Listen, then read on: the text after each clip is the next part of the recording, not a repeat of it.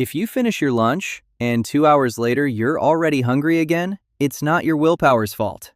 It's not your slow metabolism. It's not your genetics. It's not any of those things people told you to make you feel bad about yourself. It's something much simpler and much easier to fix than you think. Over the next few minutes, I'm going to show you exactly what's happening inside your body between the moment you finish eating and the moment that strange hunger shows up again. And more importantly, I'm going to show you how a single ingredient added the right way to your meals makes that hunger simply disappear. Before I start, answer me one thing in the comments. How long, on average, after you eat do you start feeling hungry again? 30 minutes? 1 hour? 2 hours? Write it down below. I'll be reading several comments at the end of the video. Feeling hungry 2 hours after you eat is not normal. It's not just your body burning through it fast. It's not you eating too little. This pattern is one of the clearest signs that something in your meal is out of balance. And here's the problem. When you feel hungry all the time, you eat all the time. And when you eat all the time, you consume way more calories than you need without even noticing. That's why so many people go on diets, count calories, push themselves hard, and still can't lose weight. It's not a lack of discipline, it's a biochemical loop. And until you understand what's happening on the inside, you're going to keep fighting against a system that was designed to make you eat more. Let's get to what almost nobody really explains. What actually happens inside your body when you eat? Imagine you just had lunch, a pretty common plate. Some rice, some beans, a potato, maybe a slice of bread for dessert. A meal that looks balanced, but in practice is a meal that's almost entirely based on carbs.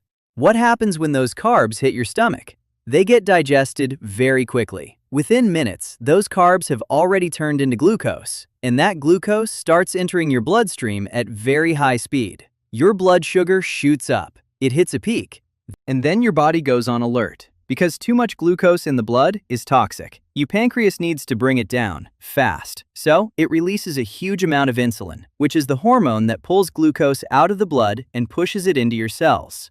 The problem is, when the pancreas sees a spike, it responds with a spike. It releases too much insulin. And that excess insulin doesn't just remove the extra glucose, it removes more glucose than it should.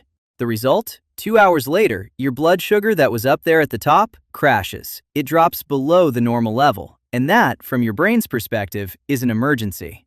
The brain depends on glucose to function. When it senses there's not enough, it pulls the alarm. It releases ghrelin, the hunger hormone. It lowers leptin, the hormone that makes you feel full. And it sends you one very clear message: eat now.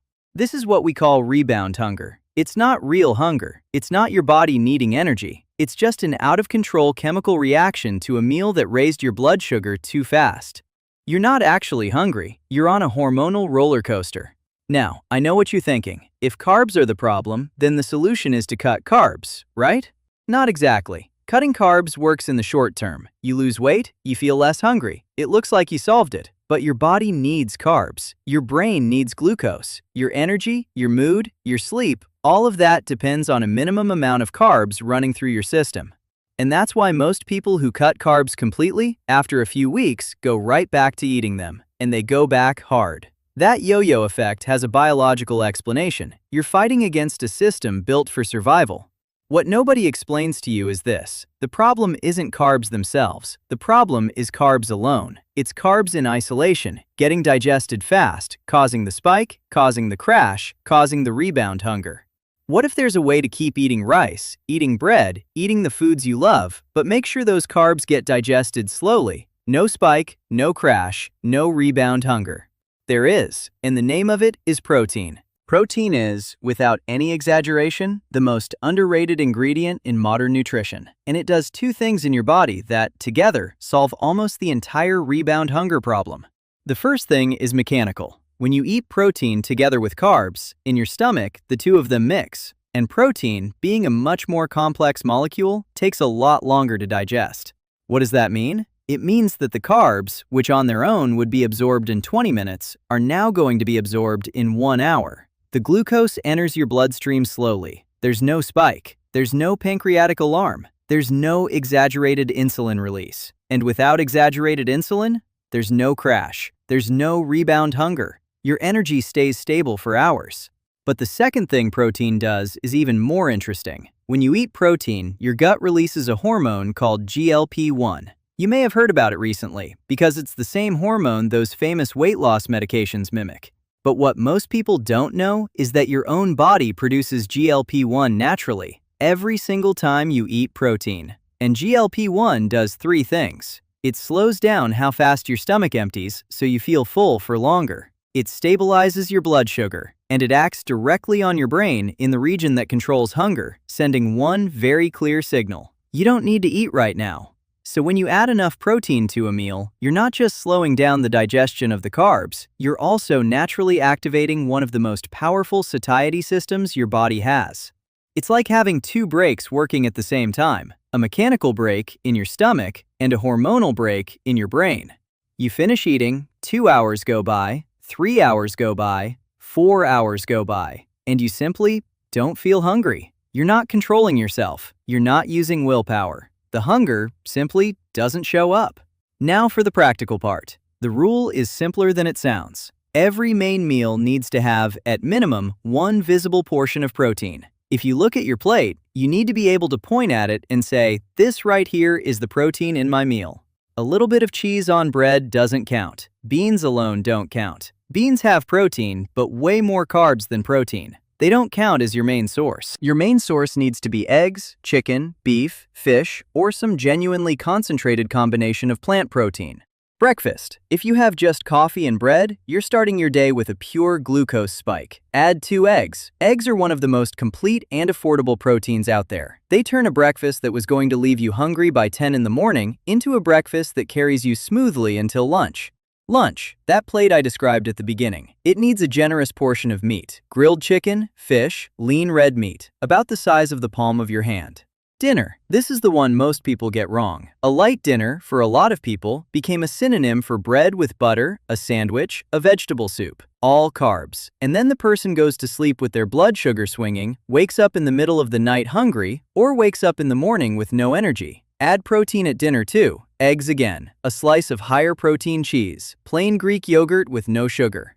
Snacks. Always pick a protein source. A handful of nuts, a boiled egg, a slice of turkey breast. Don't go for fruit alone. Don't go for cookies. Always pair it with protein.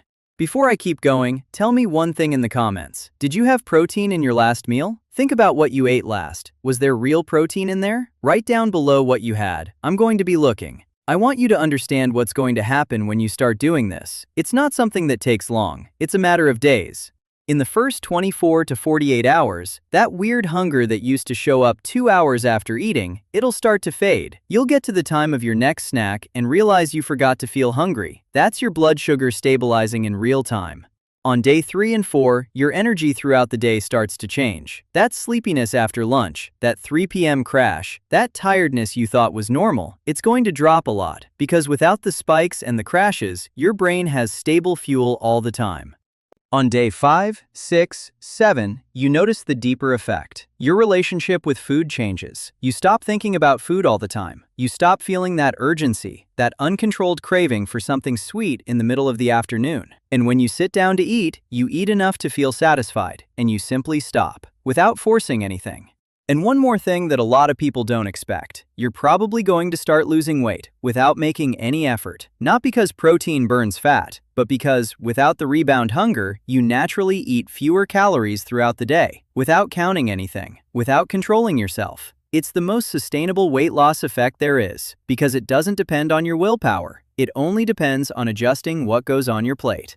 So here's the summary. The hunger that shows up 2 hours after you eat. It's not weakness. It's not genetics. It's not a slow metabolism. It's a glucose spike followed by a crash. And the simplest, cheapest, most proven way to fix it is to add protein to all of your main meals. You don't need to cut carbs. You don't need a restrictive diet. You don't need to count calories. You just need to make sure that every time you sit down to eat, there's a real portion of protein on your plate. Do it for 7 days, and come back here to tell me what happened.